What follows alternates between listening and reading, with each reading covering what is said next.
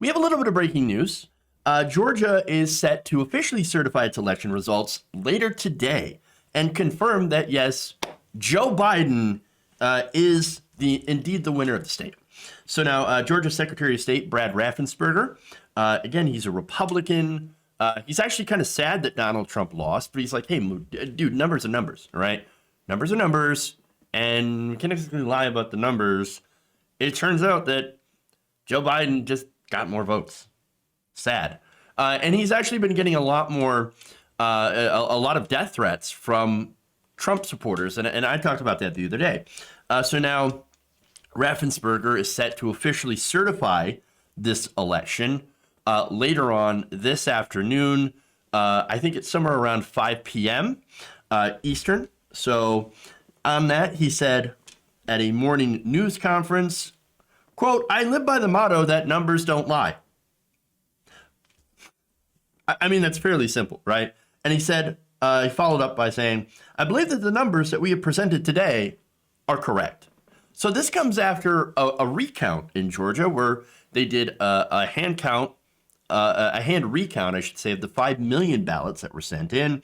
And so this was requested by the Trump campaign. So Raffensperger, of course, did this recount.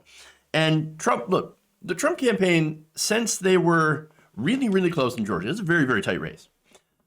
They had a right to request a recount. No problem with that, right? Yeah, go ahead, recount the votes. In fact, I encourage you to do so because then we get the pleasure of seeing Donald Trump lose twice. But you know what? Interestingly enough, Donald Trump actually did better this time after all the votes were counted. In fact, before, Biden had a lead of about 14,000 votes. At the end, he actually had a lead of about 12,000. So they found almost about 2,000 votes that were not counted for Donald Trump, but not enough to overturn the election results, obviously. So now there are other states, by the way, that Donald Trump has also contesting, other than, of course, Georgia. And these states are going to certify very, very shortly. For example, on Monday, you have Michigan. Let's see. Also, you have Pennsylvania that happens to get certified on Monday. Then you have November 30th and December 1st in Arizona, Nevada, and Wisconsin. So now, as I said before, the recount found about 2,000 votes additional for Donald Trump. But at the end of the day, Joe Biden's the winner.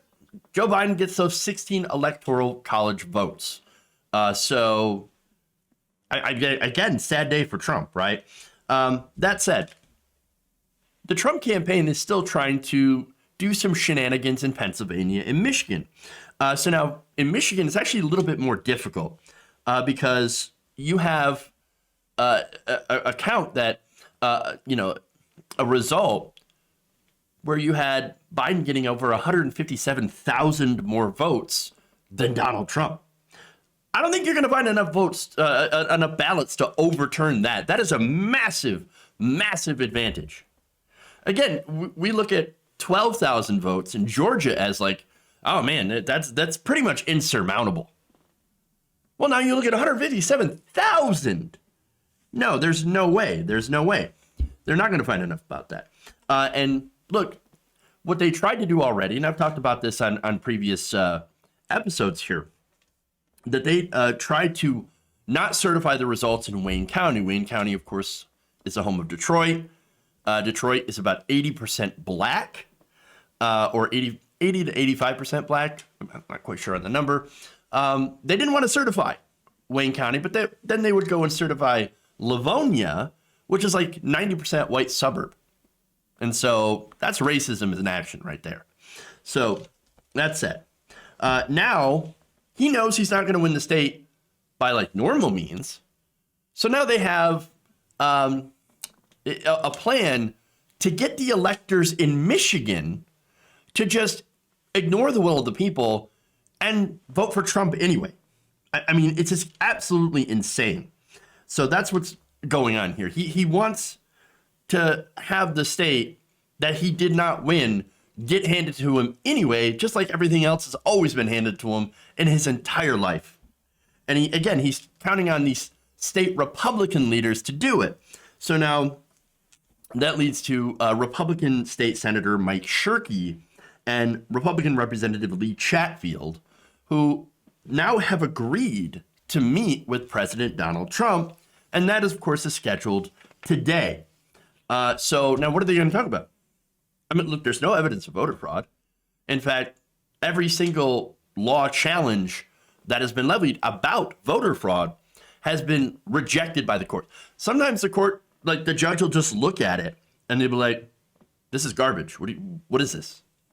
Like you have no evidence whatsoever. And of course, you can lie to Fox News, you can lie to Republicans, conservatives all day. You can make up things on Twitter and tweet them out, and Twitter will be like, oh, whoa, this information is disputed. But when it comes to a judge, you can't lie to a judge. You can't lie under oath. And so that's why they haven't been able to win any sort of court case. Look, even Giuliani is going into the court and not outright saying, oh, we have massive evidence of fraud. Why you can't do that? It's because you will get in trouble. So that said, he's trying to, again, meet with these Republicans, and these Republican leaders are meeting with him.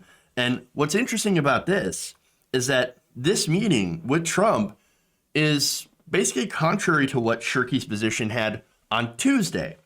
Here's what he said, quote, "That's not going to happen. We are going to follow the law and follow the process." Then why the hell are you meeting with Donald Trump? What are you going to talk about? You need to talk about certifying the election results? They need to be certified. Now, 157,000 votes with no evidence of voter fraud. What are you doing meeting with him? Now, I've read some articles where there's some speculation of like, well, I mean, either Shirkey and these Republicans are incredibly afraid of the militant base in Michigan for Donald Trump, which certainly could be a factor. It also could be a factor that maybe Donald Trump intends to try to bribe these congressmen. As we know, Donald Trump is transactional. We don't necessarily know, but they want someone who is willing to help him steal the election. And there is no process that allows for someone to legally steal an election. And so now I've got a video here of some of the backlash that Shirkey has seen. And let me just show you that. What did Trump promise you? What did Trump promise you? Where's the fraud? Where's the evidence of fraud? Where's the evidence of fraud? Where is the evidence of fraud? Tom, shame on you. Certify the results. Certify the results. Congressman Barrett. Certify the results. Meeting. Certify the results. Certify the results. Why are you meeting? Certify the results. Congressman Barrett. Shame on you. Certify the results.